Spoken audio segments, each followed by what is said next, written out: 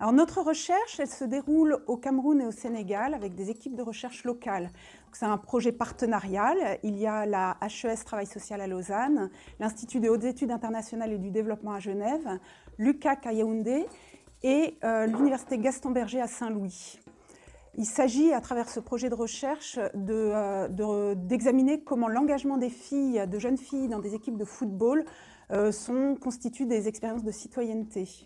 Donc on étudie cet engagement dans le jeu collectif et dans une vie associative autour du foot, et à travers cet engagement, la façon dont elles remettent en question les normes de genre, la question de leur accès aux ressources et de leur participation à la vie sociale et publique. Et comment aussi cet engagement collectif impacte les institutions privées et publiques, que ce soit les fédérations sportives, les ministères concernés ou les pouvoirs locaux.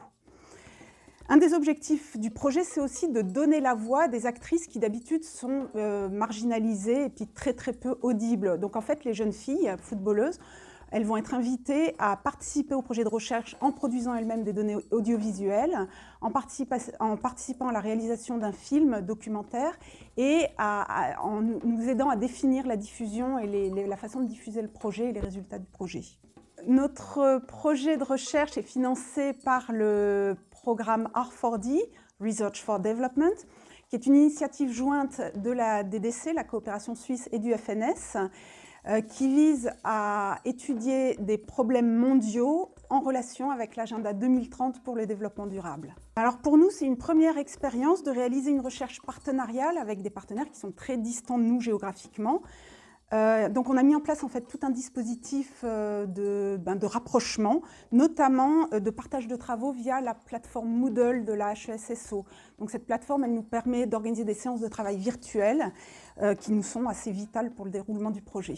En ce qui concerne l'agenda 2030 pour le développement durable, notre projet s'inscrit plus spécifiquement dans l'objectif 5, la promotion de l'égalité des sexes et l'autonomisation de toutes les femmes et des filles, ce qui nous permet d'avoir une trame commune pour développer les projets.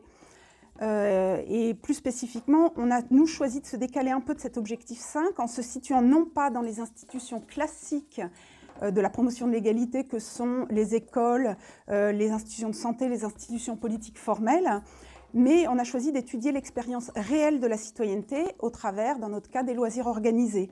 On a choisi de travailler avec des filles qui jouent au football et qui font l'expérience des inégalités structurelles et qui apportent elles-mêmes des réponses qui leur sont propres.